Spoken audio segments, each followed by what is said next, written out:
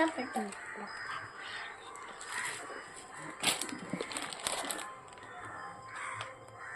ഇത് അര type പാൻ്റാണ്.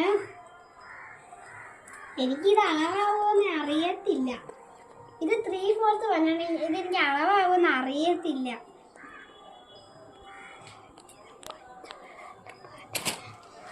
Okay, ഇന്നത്തെ വീഡിയോ കഴിഞ്ഞു.